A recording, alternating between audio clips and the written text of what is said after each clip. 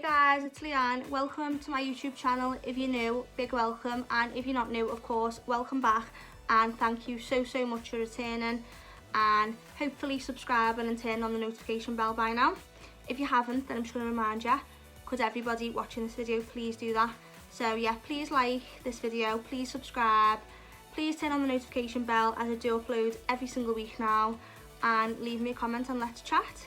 So today's video is some life-changing makeup tips, something that I've personally benefited from learning myself. So I just thought I'd share some little tips that could potentially help so many other people as well. These are the things that like most people maybe might not think of, but they are actually important. And I'm just saying that for myself generally doing makeup, but also because I'm a makeup artist, I've made some of these mistakes on clients. So this video can hopefully help MUAs, can help future clients, can help you watching this now. So yes, if you'd like to learn, I think 10 tips I've included. So yeah, if you'd like to learn 10 life-changing makeup tips / hacks, then please keep on watching.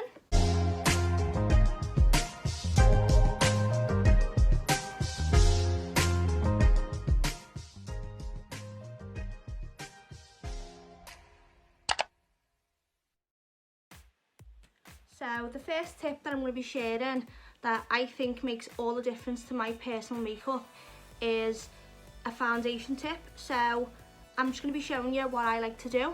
So I've got my foundation and I've put it on a little palette, which helps reduce product waste, as if you put it on the back of your hand, naturally your skin will soak up some of the product, whereas if you have it on a plastic palette, this won't actually soak up any product.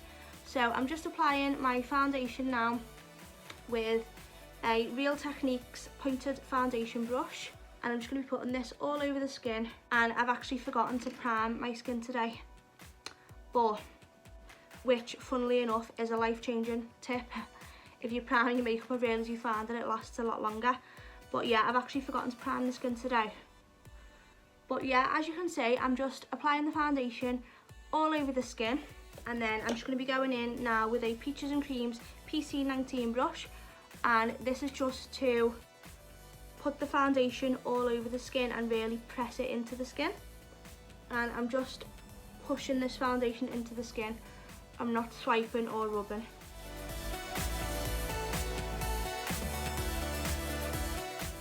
So the actual tip, so tip number 1 is, once you've applied your foundation with a brush, as a brush will give you a more full coverage look, which is the look that I normally go for, I always go over with a beauty sponge, and I find that this just really makes the foundation look so flawless. So I'm going to be doing that now. So yeah, like I said, this is tip number 1. Once you've applied your foundation with a brush to achieve that full coverage effect, pat over it with a damp beauty sponge. And I really find that this makes all the difference, because if there's any brush hair strokes left in your foundation, this will just literally airbrush over them.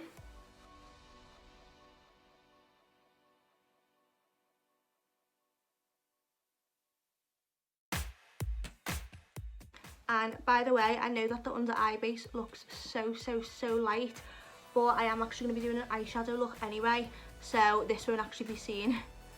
But yeah, I know that it looks a little bit bizarre. So yeah, that is tip number 1. And that sponge is a Morphe beauty sponge, and this is a tip that I always do on clients and on myself, as I just feel it gives the best foundation look. It photographed so well, and it really just does give that airbrushed fresh look to the skin. And obviously you can be confident that there'll be no brush hair strokes in the foundation, as by doing this you will have basically taken them all away. And as you can see, I'm just bouncing this into the skin. So tip number 2 is how I actually set the under eye. So as you can see, as you can probably tell, I've done my concealer now. Now I'm going to show you what I think works best for me when it comes to setting the under eye. So I'm going to be going in with the e.l.f. Halo Glow setting powder, and this is in the shade Light. So this is just a loose powder. So I'm going to be going in with my Real Techniques Multitask Cheek Brush, and I'm just going to be dipping in tapping off any excess, and then I'm just going to be gently pressing this powder under the eye. So I will always do this stage twice just to make sure that the under eye is fully set and won't crease throughout the day. So I'm just dipping back in again now, tapping off that excess, and I'm just going to be doing the same process again.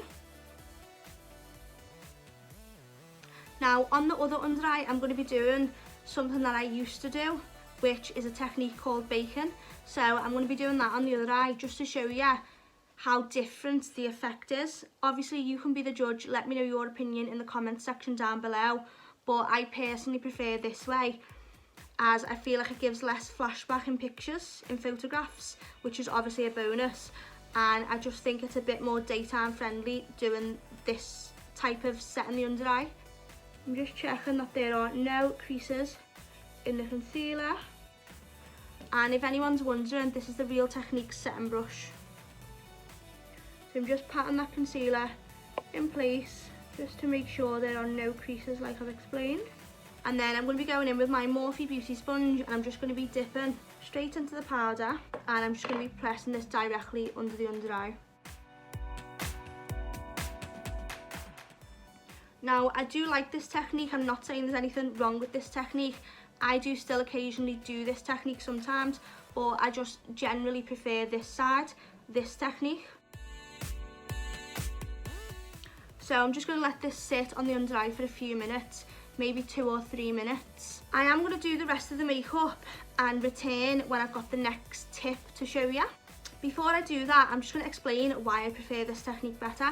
So basically, in my opinion, what I found is when I set the under eye, so when I set the concealer, obviously that means that it's dry, like it's being mattified with powder. And I do that twice just to make sure that it's being mattified and it won't crease or move about during the day. So I do bake this side later on, but I do that just to brighten up the under eye, whereas here I'm using bacon to actually set the under eye, and it will brighten it as well, but I've obviously used a lot more product on this side than I have on this side. So in my opinion, the reason I prefer this side is because I always find when you just go straight in and apply powder directly to concealer, which will be tacky because obviously it's not set the way we've set this eye. So I find that no matter how many times I try and remove the loose powder when I've just went straight in and baked, it just seems a bit impossible to get all of the powder off. Like there's still like a shadow when I bake sometimes, and that does show up in photographs, and I can see it in real life as well.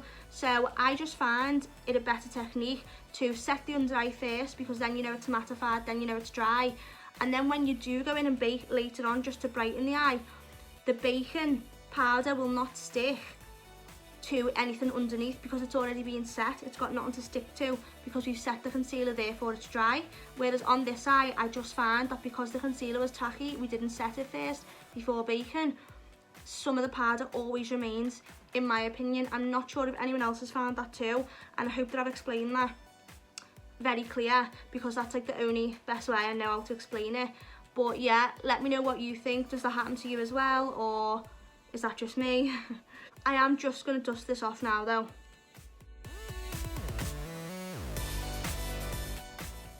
And I'm not sure, can we see a difference? Does this side look more full coverage? Does this side look more full coverage? Do we notice any difference? Is there not much difference? Maybe it'll be a bit more clear when I do the rest of the makeup, but let me know what you think. So far, I think I already know which side I prefer, but yeah, let me know. So another makeup tip that I've got now, which I find just makes a lot of difference, is to contour your Cupid's bow, which is just this part here, like sort of the top of the lip, but I just take it to the tip of the nose right down to the Cupid's bow, this contour. So I'm going to be going in with the Revolution Glow Splendor Ultra Bronzer, matte bronzer in the shade medium. And I'm using this brush, which I've talked about in one of my other videos, my brush favourite videos. It's just the perfect size for fitting in between the nose and the Cupid's bow.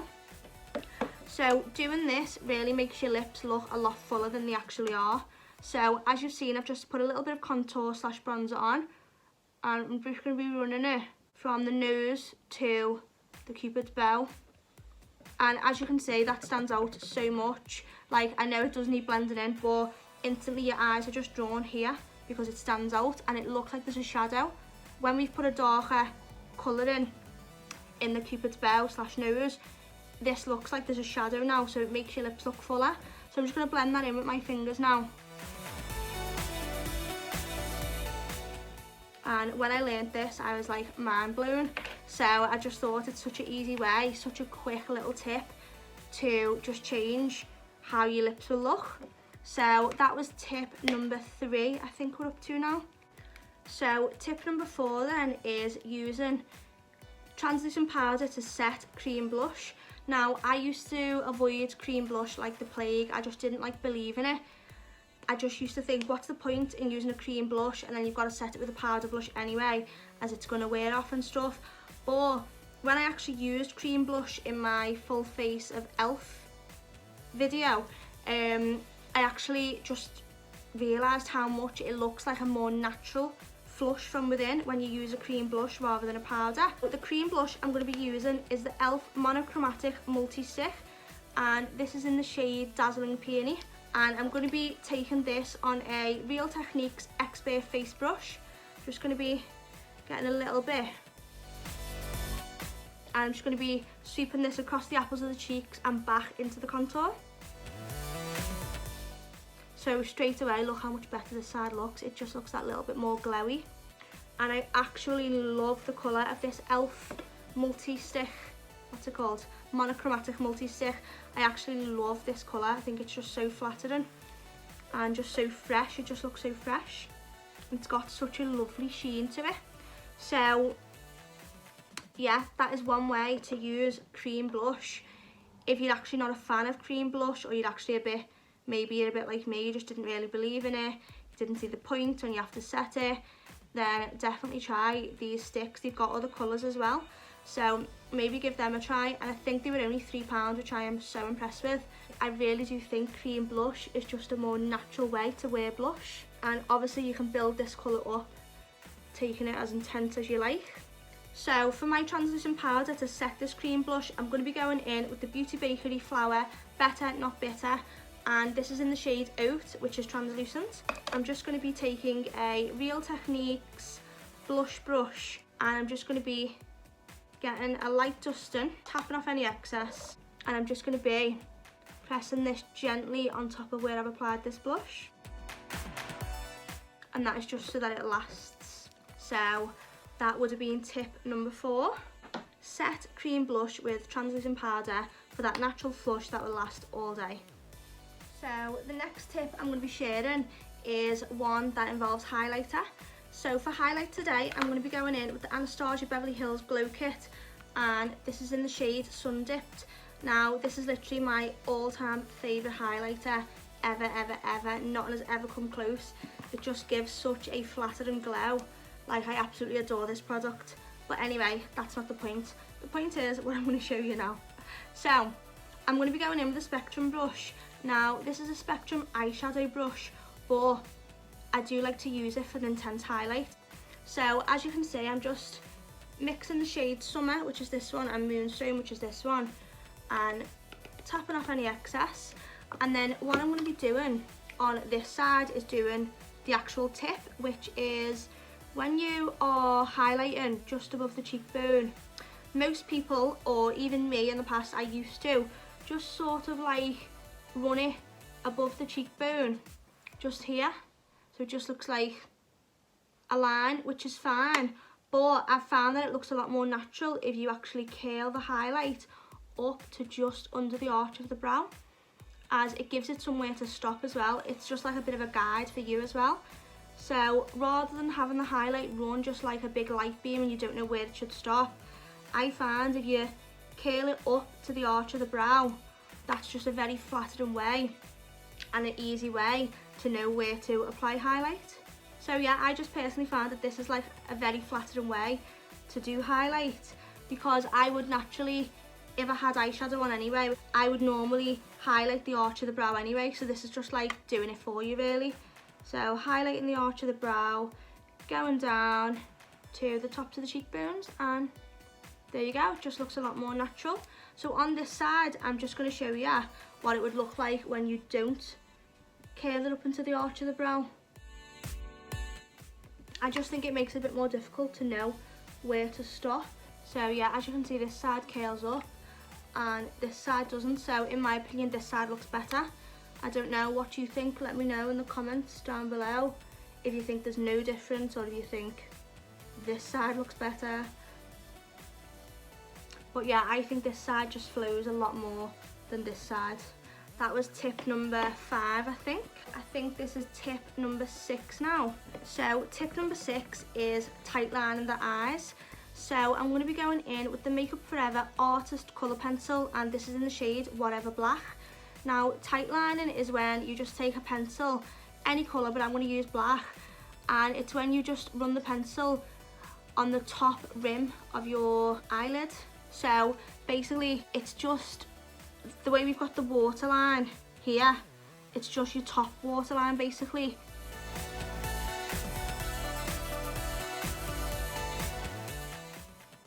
So can we see a difference? I feel like this eye looks a little bit more defined, and tight lining, which is what I've just done, I feel like when you do that, when you put false lashes on, it just makes them look more blended to your own natural lashes, and that only takes literally 5 seconds, as you've just seen. So yeah, tight lining, I feel like this eye looks much better than this eye. What do you think? Let me know. If you think it makes no difference, if you can see a difference, let me know. So there it is, both eyes are now tight lined, and I really do think that has actually made a good difference. So another tip, or another reason as to why someone might want to tight line their own eyes, is, say for example, you don't have much eyelid space, but you still like the thought of wearing a bit of eyeliner. This is one way of wearing eyeliner, but it's not actually taking up any lid space. As much as it helps in making the lashes look blended to false lashes, it also helps in it doesn't take up any extra space, and it's still basically a form of eyeliner. Tip number 7 now. So this is a mascara tip. I'm going to be going in with the Fenty Beauty Full Frontal Mascara, and this is in the shade Because I'm Black, and I'm going to be showing you how I like to do mascara on this side versus how I used to do mascara on this side. I personally angle the wand like this, and I will just run it along the bottom lash line, just trying to catch whichever lashes the mascara wand catches basically. And I just find that so easy. It's just literally about 5 sweeps along, and I found that a much easier method to coat the bottom lashes, whereas I'm going to show you how I used to do bottom mascara on this eye. So I used to angle the brush like this and just try and get as many lashes as I can, but it's more likely to smudge because here I'm putting the lash across the face like this, and I'm more likely to touch the face with obviously the mascara, which is not what we want, and it's just a bit more bulky when you do it that way. Whereas this way, the mascara one doesn't touch the top lashes. This way, I feel like it keeps going into my top lashes as well, which is making me blink, which is not good in terms of eyes watering and smudging. So yeah, they're the 2 different ways that I used to apply bottom mascara. What way do you use? Can you actually see a difference? Do you prefer this side? Do you prefer this side? I think personally I probably prefer this side, but like I've just shown you, it's just a little bit harder to not smudge. So for beginners, I'd definitely recommend this way, and especially if you're working on clients, I'd recommend this technique because, like I said, it doesn't actually touch the top lashes, whereas this side, when I put the brush horizontally, it was definitely touching the top lashes. And obviously, as I explained, it would be so much easier to get mascara on the nose or on the cheeks when you're angling the brush that way, whereas when you angle it this way, it's just a lot easier. So that is something that I've found has speeded up my makeup routine with clients and myself, and it's just a little bit easier. Now, another tip that I'm going to teach you is, when I do clients now, or when I do my own makeup, I always apply bottom mascara as the very last thing that I actually do to clients or myself. Today I haven't, but that's because I want to show you what not to do, sort of thing. So yeah, normally I would apply setting spray and then I would do bottom mascara after, so that would be to avoid smudges. But today I've done the bottom mascara just right now, as you've seen, and I'm going to be going in with setting spray now. And that is just to show you that it will smudge. So I'm not sure if anyone can see this, but here already it's smudging, which is kind of what I want, because the next tip I'm going to show you, this is going to help me with. But yeah, like I say, I wouldn't normally do this, but here we go.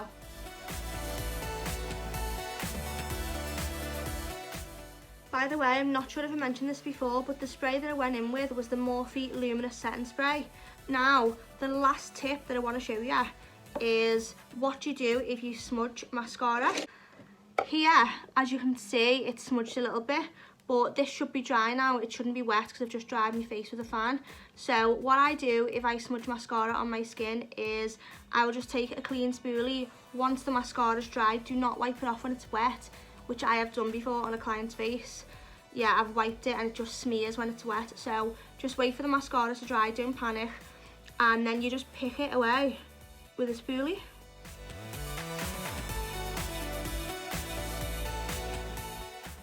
Just very gently. And then I'm going to do one big smudge just to show you. This is going to seem crazy, but I'm just going to do a big smudge just to show you how to actually properly get this off. So like I've said, I'm just going to wait for this to dry. Just give it about, I don't know, maybe about 4 minutes or so, and then I'm going to come back and pick it off with a spoolie. So it's been a few minutes now, so I'm just going to take my clean spoolie and I'm just going to pick this off.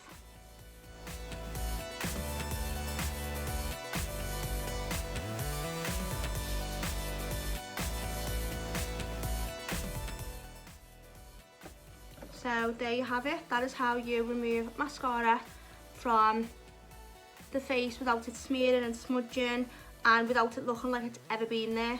So that for me was life-changing when I realised that.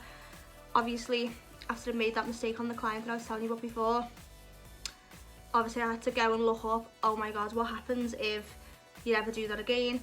Obviously mistakes happen in makeup, so yeah, that is just something that I found life-changing. Don't panic, just let the mascara dry, or the eyeliner, it'd be the same with eyeliner. Let the mascara or eyeliner dry and then pick it off with a clean spoolie. And there you go, just literally looks as good as the other side. But this is my final tip now. I've made this mistake on a client before. I was absolutely mortified and it was just such hard work to correct. So, you know, before I was saying about my Morphe beauty sponge, it was damp. When you run beauty sponges under the tap, most people will probably know, but they do double in size. So this one, I ran it under the tap, it's doubled in size, and then I've literally squeezed it out so hard until no water is dripping from it. That's what I mean when I say damp. What I've done in the past was I've definitely not used a damp beauty sponge. I've definitely used a wet beauty sponge, and the consequences are just horrible. It will literally wipe off all your makeup. So imagine this. I've just done my client. Obviously, clients take like an hour to an hour and 15 minutes or something. The whole makeup's done, and I'm just dabbing over my client's face now with a wet beauty blender. This was when I was first starting in makeup, so I weren't that experienced. So I was made up with the makeup I'd done.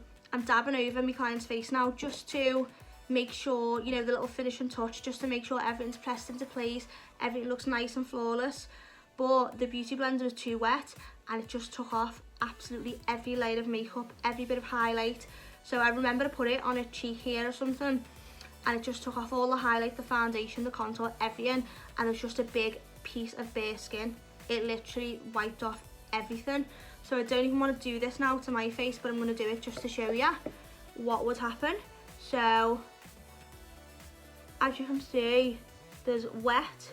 This sponge is pretty wet. There's water coming out.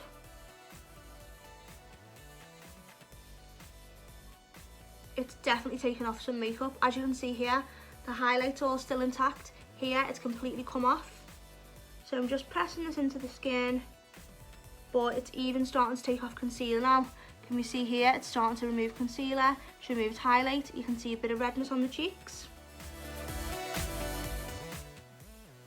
And there you go, that's what will happen if you have your beauty sponge too wet. Now, that's not the worst that can happen. Obviously, if I had it a little bit wetter than this, it would just fully wipe off everything else underneath. But as you can see, it's removed the highlight. This side doesn't look the same anymore. So yeah, that is one thing to be careful about when using a beauty sponge. Obviously, like I explained, you need to run the beauty sponge under your tap until it doubles in size compared to when it was dry, and then wring it out so hard that no water, like I'm squeezing as hard as I can now. Oh, make a lie out to me. Okay, one drip came out, but yeah, so basically you need to squeeze as hard as you can until literally one drip or no drips come out. That's how, like, what damp means. That's how your beauty blender should be. So yeah, hope that everyone enjoyed this tutorial. Hope that everyone learned something. I hope that these tips are as life-changing for you as they were for me. And before you leave, if you did like this video, then please give it a big thumbs up, as that would help me out loads, and it would also help me to know if this is the type of content that people want to see from this channel.